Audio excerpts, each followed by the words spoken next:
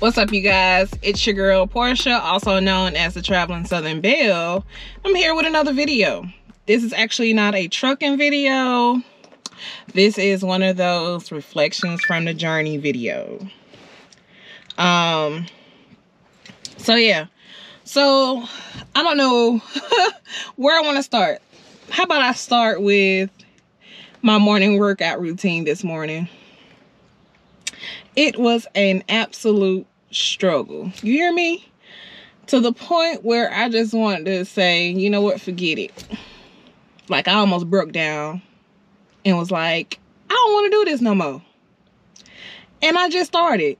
I just started back. Like, I'm trying to get back into the habit of, you know, keeping my body moving. It's like once you stop, getting started back up is the hardest part. But once you find your groove, you're gonna like keep going, you know? And it's a part of, it's like we look for this instant gratification. It's like, I'm starting to work out. It's like, why I ain't seeing results? It's like, girl, it ain't even been a week. It'll be a week, what, Saturday?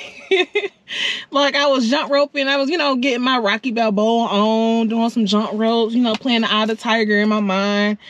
And then, and it's really when I got, when I got into my ab workout, you know, and it's like, I want the road to be gone, but it's a struggle. It's a struggle. Like, I'm being so hard on myself. And by the time I got to my leg routine, it was just like, sis, we gonna have to call it quits. Like, I closed my ring. Closed my ring, and I was just like, you know what? I had to take a breather. I had to have a pep talk. Like, you are being too hard on yourself right now. Remember to have some grace and compassion, okay? It's like you can't expect to just jump back into something and you just be a beast at it. You know, certain things that like I can absolutely beast out, but when it comes to like abs and upper body, child, please. It's a struggle. You hear me? It's a struggle. And so really, I think I really just want to touch bases on the trust in the process and stop looking for instant gratification. Like, you really got to put the work in, you know? And it just like, having that talk with myself just made me reflect on everything that I'm like going through. Like, I'm not necessarily going through anything right now. It's just that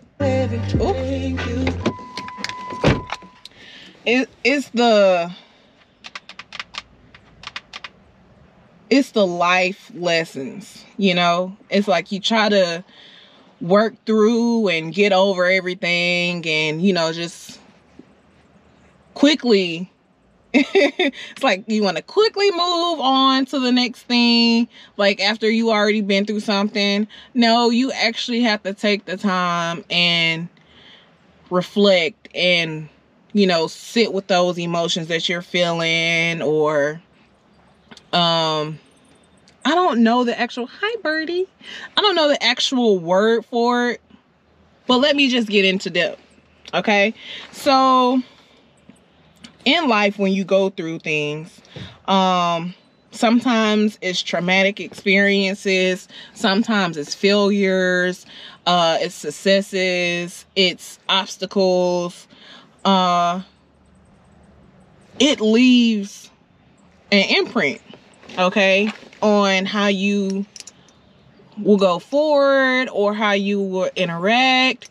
It just leaves sometimes it leaves a lasting impression, and sometimes you can just shake it off. Okay. So 2016, I lost my dad. I went through a very bad breakup. Because I lost my dad, I dropped out of college my senior year. It was just and I was working, like, I would come home from school on the weekends and work like 2 or 3 jobs. And this time, like, I was so in a space where I really didn't know what my next steps were, where to even start, how to properly grieve. It's just, I did everything I could for instant gratification, okay? It was like, what is the next thing that I could help ease the pain or cope with the pain or forget about the pain or numb the pain? So I turned to drinking a lot. I smoked a lot. I dated a lot of people at one time. Like, I was looking to fill a void or to numb the pain or just forget, you know? And it got so bad that I went into a depression, right? So there was like a full month where I did not, like, I had roommates. I did not come out of my room. I barely went to work. I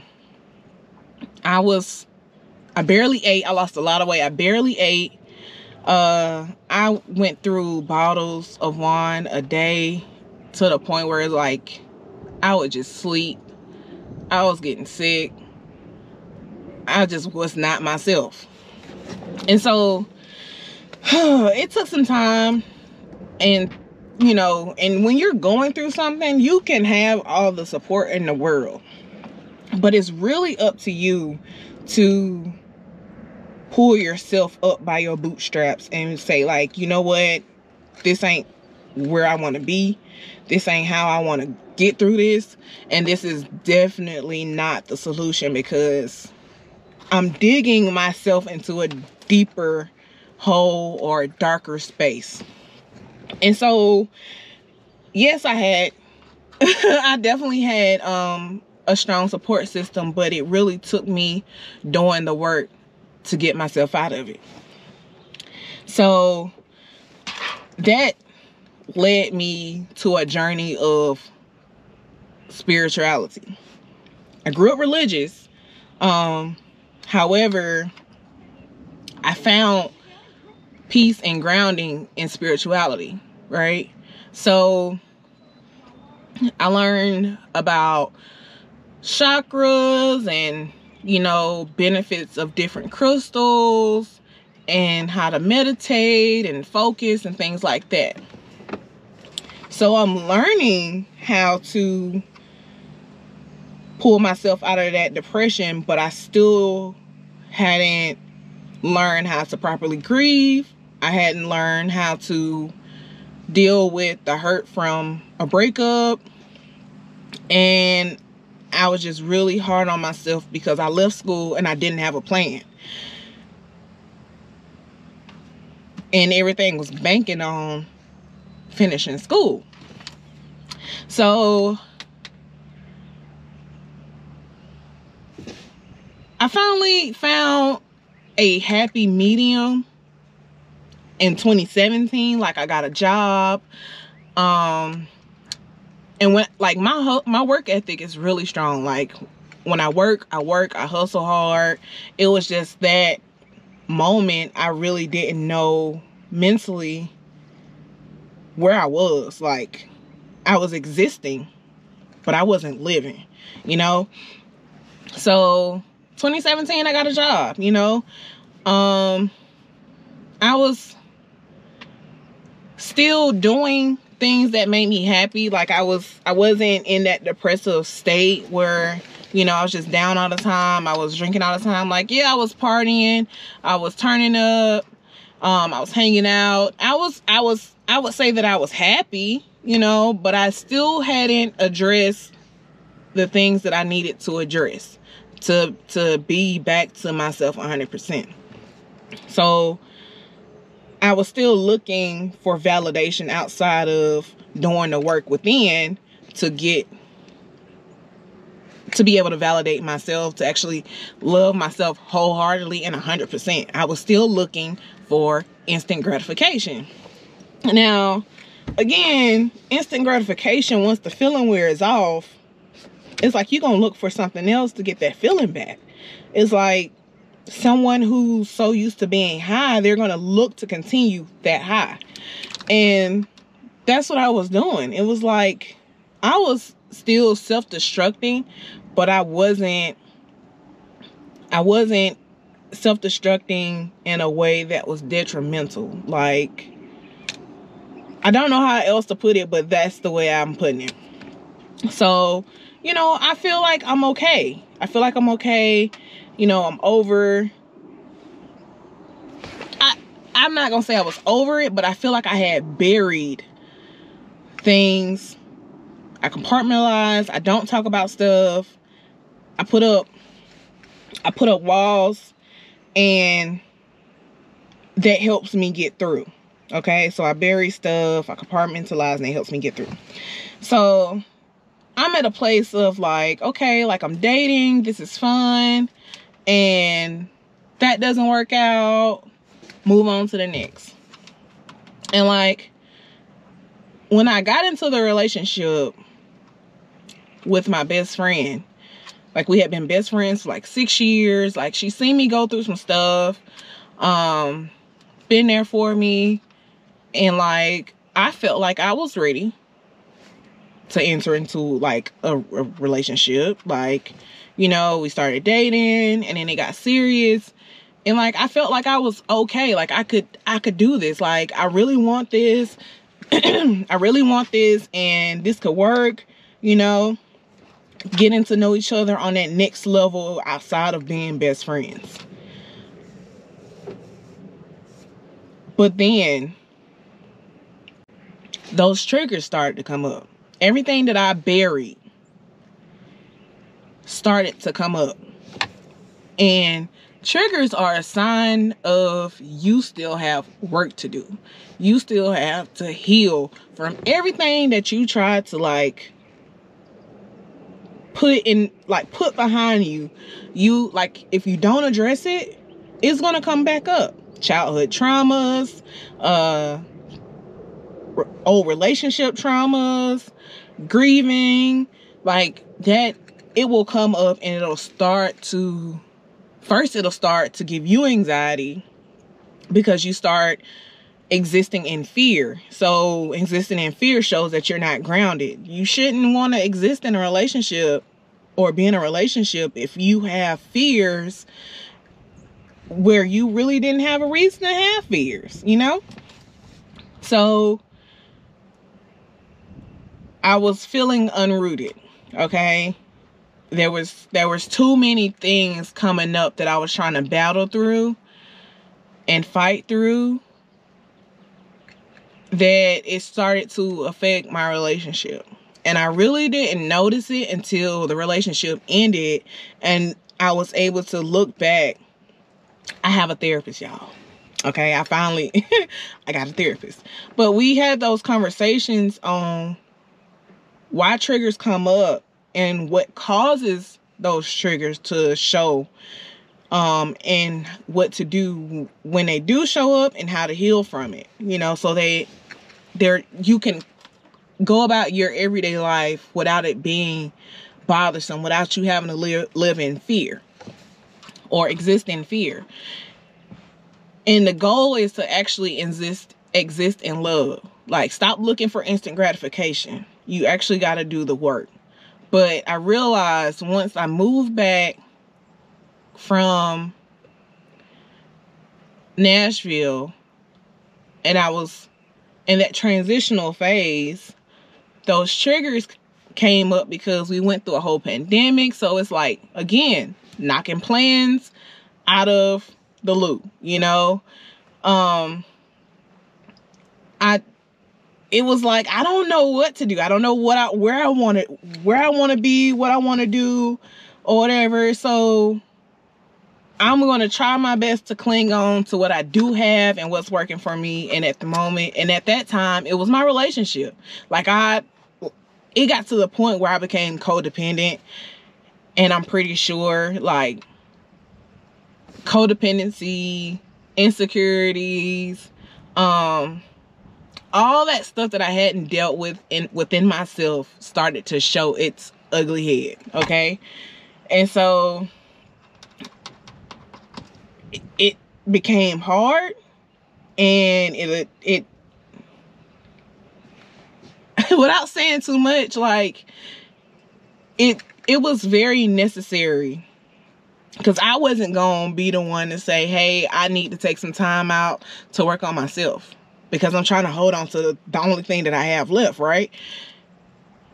It became necessary for her to say, this ain't gonna work.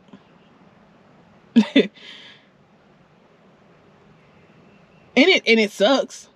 It does, but it worked out in my benefit, because I'm taking the necessary steps and time to actually focus on myself and do what I need to do to be a better person inside and outside. And sometimes that's hard, because it's like we don't even communicate anymore. So I don't have that best friend where I can go and talk to her. And I also I'm single. But it's like I'm not even looking to entertain anyone, because I don't want to bring that same baggage that I brought in the last relationship into another one. No, that's not how that works. And from experience, it's not going to work that way. And nobody wants to deal with somebody else's baggage. Like, everybody has, you know, a little small bag pack, you know, when they go into a situation. But when you have skeletons that are like coming out of the grave site, like it's a thriller video, and then that's when you know, like, listen, you really got to sit down and do the work and stop looking for instant gratification. It's a process. Like, you got to trust the process. You got to stop trying to control the outcomes. That's another thing. Like, I really was trying to control outcomes and try to fix everything around me but myself. So when I went into trucking, it was like, I felt like I was walking away from everything. And I was like, you know what? This is going to give me a moment where I could really be by myself and be out of my comfort zone and really, you know, work through everything that I need to work through. So since I finished TNT, like, it's been so many learning lessons on the road, and it really put a lot of things in perspective. And it's like, what I really wanted to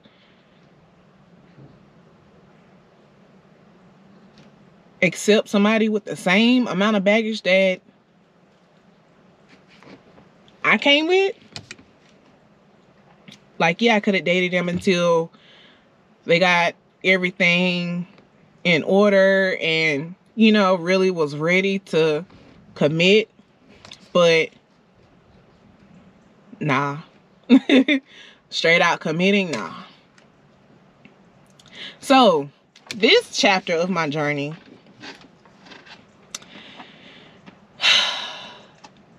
this chapter, now that I'm about to go solo, it's really honing in on, like, I've gotten into trusting the process, right? But it's really gonna be, this chapter is really about self-love and addressing, because I've addressed a lot of things that I needed to address and work through a lot of triggers with my therapist. Now, my therapist been booked for the last couple of weeks or whatever, but she also does energy work. So when I book my next session, it'll most likely be energy work. And it's good to find a therapist. She's a Black female. She identifies as lesbian. She does energy work. So if I don't feel the need to have one of those therapy sessions where let's talk about your feelings, How does this make you feel? Like, if I need some singing bowls or I need some like balancing, that also helps as well. But I'm doing this, like, this chapter is really, I'm gonna do whatever me wants to do, okay? Like, everything that I felt like I couldn't do in my relationship, because I felt like I needed to make sacrifices for the relationship, I'm gonna do it. I've always lived in my truth, okay? I might not speak up sometimes. I might not speak on how I feel. I may build up walls. Nope. I'm enjoying vulnerability. This really helps. I'm setting healthy boundaries, like friends or family. If my lifestyle offends you, you don't have to be around. I'm not hiding pictures of any significant other just because it makes you feel uncomfortable, because you don't accept my lifestyle. Listen, this is my life to live. And so if me living in my truth offends you, if it makes you feel uncomfortable, if it makes you feel a certain way, that's a you problem, okay? I'm not going to change who I am because it makes you feel uncomfortable. That's a you problem, okay? I'm going to be me unapologetically. I'm going to say no when I don't want to do something. I'm going to say no if I don't feel comfortable. I'm going to say no because I want to be selfish that moment. Like, it's okay to be selfish. It's okay to protect your peace. I'm not bending over backwards for nobody else if I can't get the same energy in return. I'm not looking for instant gratification. I am creating my long-term happiness. Okay? That's gonna be number one. And that all starts with me. So, I just hope that everything that I said, if it resonates, stop looking for instant gratification. If you want something, you really got to put the work in. If you want results, you really got to put the work in. And you just have to be the creator of your own happiness. Like, you can't look for your happiness in anything or anyone or any environment. Because once you set expectations, you set yourself up for disappointment. Okay, and that's all I got to say about that. All right, so thank you for tuning in. As always, please make sure you are subscribed. Click that subscribe button. Click the notification bell. Make sure you like this video. Let me know if you want me to continue doing the reflections from the journey. Like, y'all, like I said, I'm a private person, but this whole transparency thing has been helping a lot with my journey. You know, with the whole throat chakra, because I'm going to speak my truth. All right, you guys be easy. The Traveling Southern Belle is signing out right here, right now. Peace.